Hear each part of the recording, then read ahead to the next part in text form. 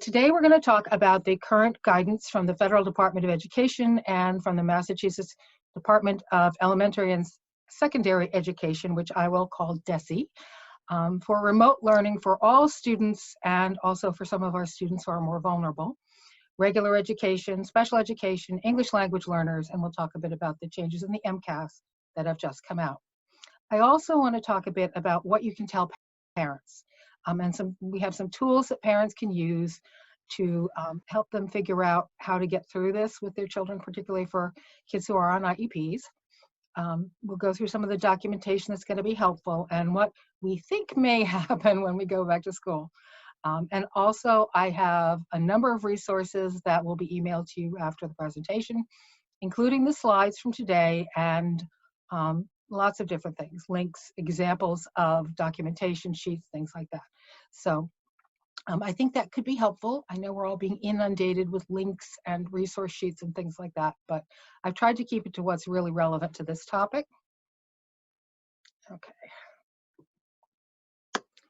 Okay, so the way that I'm looking at it, we have to take a moment and just say, this is like nothing we've ever had before. 4 months ago, this situation, I couldn't have imagined it, and I don't think pretty much any school district could have imagined it. The districts are developing their remote learning programs and how they're going to deliver the special education services. The polite way to put it would be on an ongoing basis. The reality is they're building the airplane while it's in the air. So there's going to be a lot of leeway from the state as far as what the districts do.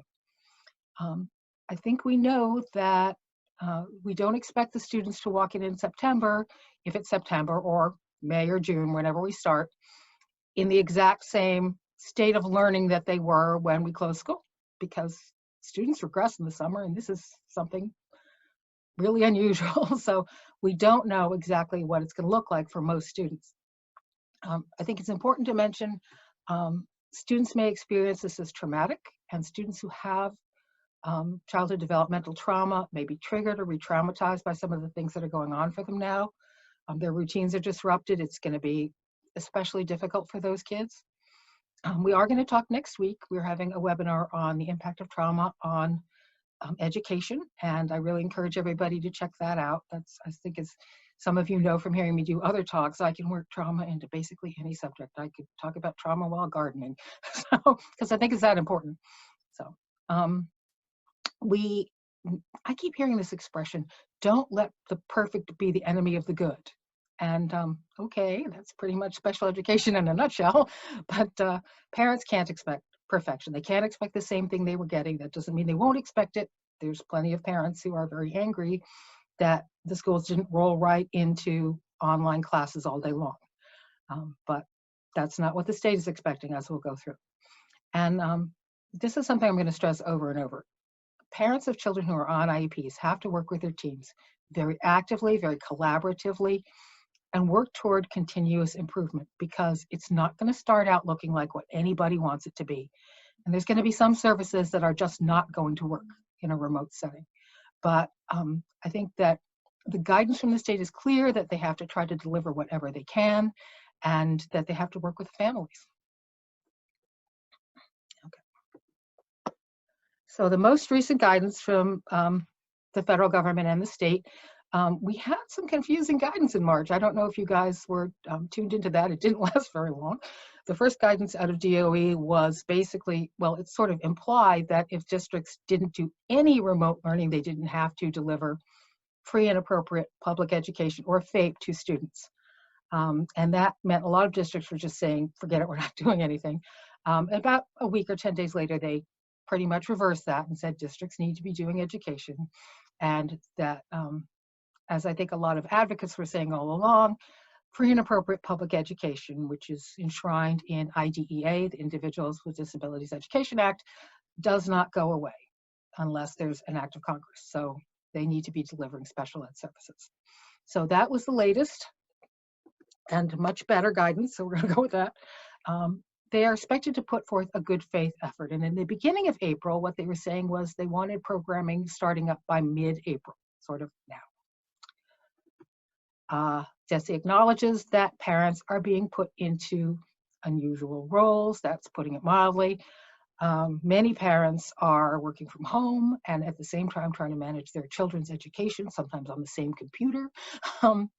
It's been an incredibly difficult situation. And of course, many parents are not themselves teachers. And, as our kids get a little bit older, they may know more about these subjects than we do. It can be really a difficult thing to try to step into.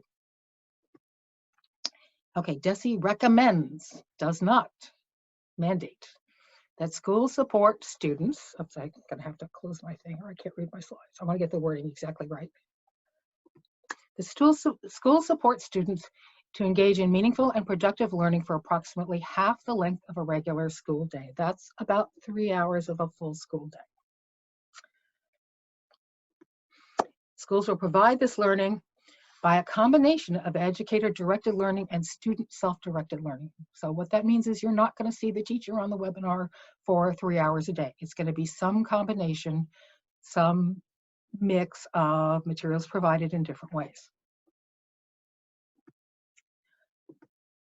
DESE also recommends that the remote learning, again, I'm going to try to get the words exactly right, focused on reinforcing skills already taught in the school year and applying and deepening those skills.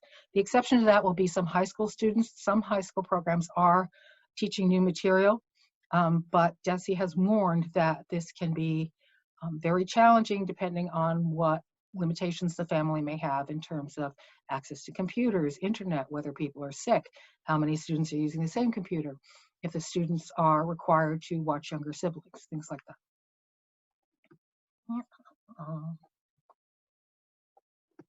Okay. They also recognize that the individual student experience will vary depending on a number of factors: age, family access, capacity for remote learning, and ongoing health concerns, not just for the students and families, but for the staff. If the teachers get sick, there's going to be interruptions. Okay, so what can virtual learning include? People tend to think about virtual classrooms, things like a Zoom meeting with the teacher for group or individual instruction, but DESE has made it clear that there have to be options that don't involve having a computer or internet access. You can have online assignments, of course, but also physical packets from teachers are turning out to be pretty popular, especially for the elementary school children. Phone calls can be made with teachers and specialists, including special education specialists. DESE has done a collaboration with WGBH on their Distance Learning Center, and I gave you the link on the resource sheet. It's a really interesting way of programming for public television that will give students who have a television access to some learning. You can do virtual tours and field trips. One of my friends who's homeschooling now is doing field trips every week. Going outdoors and doing activities, science things, exploration can be good. Of course, the traditional reading lists and online learning platforms and apps. I put in art projects because we don't want to forget to have some fun. Okay, for the school year, schools don't have to make this up. They only have to go to 185 days, which they would have if they had 5 snow days. And they don't have to go beyond that, although each school district can make a decision to go longer. There's a lot of discussion nationally about whether we're going to summer school. I think it's going to be variable because there are a lot of factors, including building use, union contracts, things like that, that will have to be figured out. And they'll have to be figured out fast and kind of on the fly like everything else, so we don't have answers. MCAS, I don't know if you guys have heard this yet, but the regular administration of the MCAS is canceled this year. There will be no spring MCAS, and students are not required to pass the 10th grade MCAS to graduate. Now, for some of our students, that's going to be a godsend. But for some of our kids, particularly kids with special needs, it could be really problematic, and I'm going to go into that a little bit more. Okay, let's talk about English language learners. School districts must, this is not optional, continue to provide services to their English learners consistent with the need to protect the health and safety of the students and the staff. Now, that last line you're going to see again in special education. It's basically their way of saying there's some things we can't do. DESE provides the district with recommended strategies for teachers, and they are saying that more guidance is coming for English language learners. It's going to be very important. Oops, I'm sorry, I got to go backwards. Give you an example of what's in some of the DESE guidance. English language learning has 4 domains of language that they tend to work with. And so they've given examples of things that students could do, not necessarily on a computer. It could be using the telephone. Students can listen to ebooks or listen to videos and then complete work related to it. For their listening, for reading, they can read books that their teachers give them and do the related work. Students can record their ideas on the phone or talk to the teacher on the phone. And they can type into a virtually shared document. They can write and read it aloud to the ESL teacher. They can work with their family members. This is all going to be a team collaboration between teachers and families as much as the families can possibly do it. Okay. Oh, I went backwards. Gotta go forwards. Okay, now for special education, the schools must, again, provide the free and appropriate public education or FAPE to students with disabilities consistent with the need to protect the health and safety of the students, educators, and providers. So what that looks like. They also say in these exceptional circumstances, special education services will be provided differently than when the school is in full session. That is basically an out. So what do we tell our special education families? There will be no new evaluations for special education until school reopens. This really sucks. Sorry, I shouldn't say that on a webinar, but it's really hard for families because if you're in the process of doing evaluations and the testing's not done yet, or if you think your child might need it, it's going to have to wait. The reason for that is that the evaluations are standardized tests. And I talked about this in January with the school liaisons when we talked about assessments. They are based on a cohort of students, and the test has sort of a normalized range from other students. And in order to compare a student to that other group, the normalized range, they have to be administered exactly the same way. And they can't be because they're in-person tests. So it's just not feasible to do that. And here's another problem. Children who are in early intervention now and are about to turn 3 or have turned 3 lose their early intervention services, and they cannot get evaluated to have an IEP or go into a special education preschool.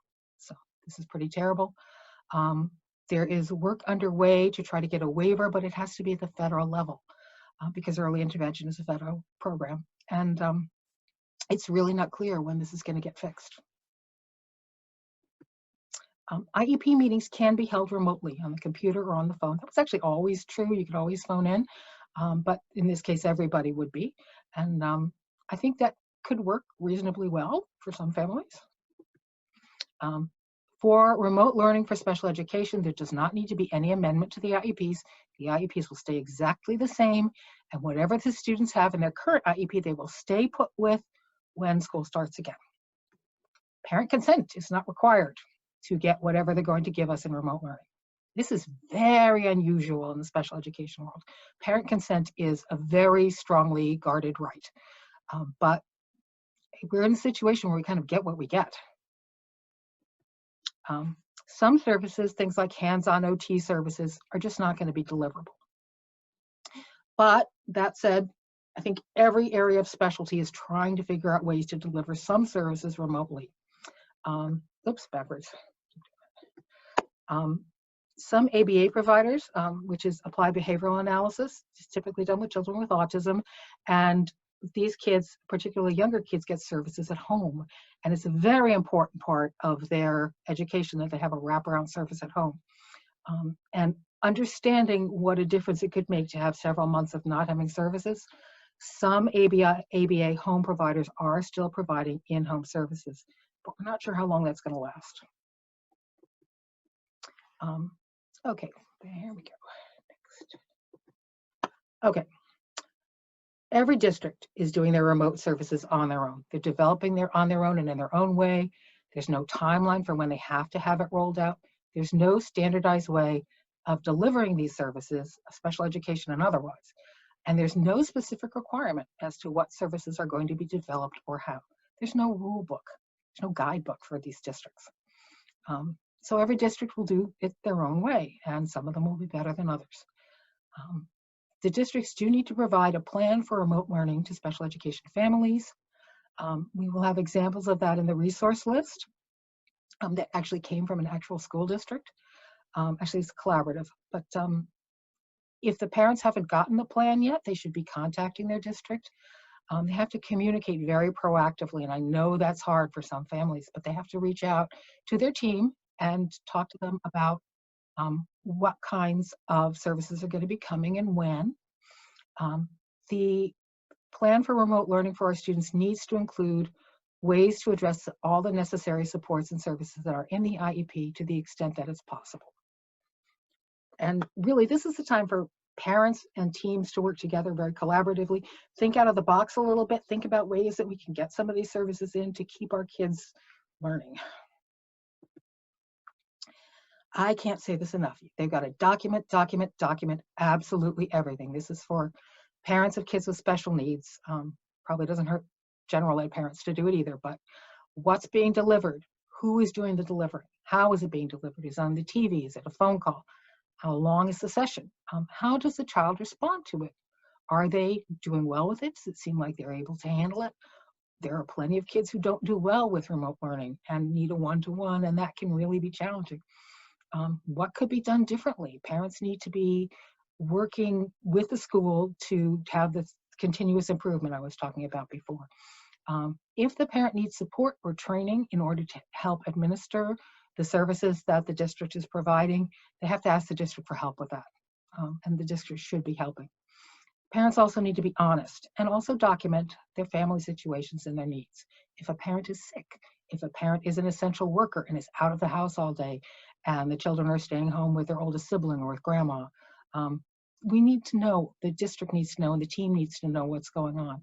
And kids are not going to be penalized for this, but we have to know how to best access what they need.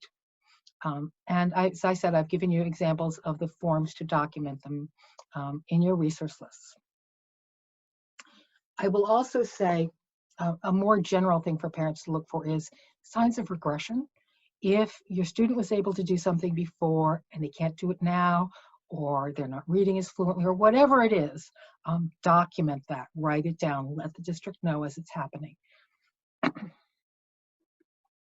Okay, around transition. This is so hard. I feel bad for high school seniors in general.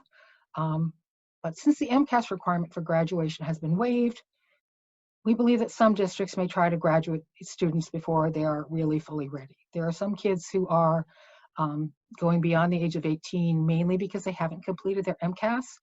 And if the MCAS was waived and they had completed all their credits, the district might want those students to graduate, and yet their families and the students might feel that they need more time, more transition services, things like that. If that situation happens to a family, they should reject the graduation date on the IEP. They need to write a letter rejecting the waiver of the MCAS requirement, and they need to call us. So they need to get support immediately to try to figure this out. Students who have transition services in their IEP need to get them delivered, and some of them are going to have to wait until school reopens. I'm thinking of things like students who have internships or jobs in the community that are part of their IEP, students who do travel training as part of their IEP. Those things obviously can't be done remotely. Okay, so what happens when we all get back to something like normal?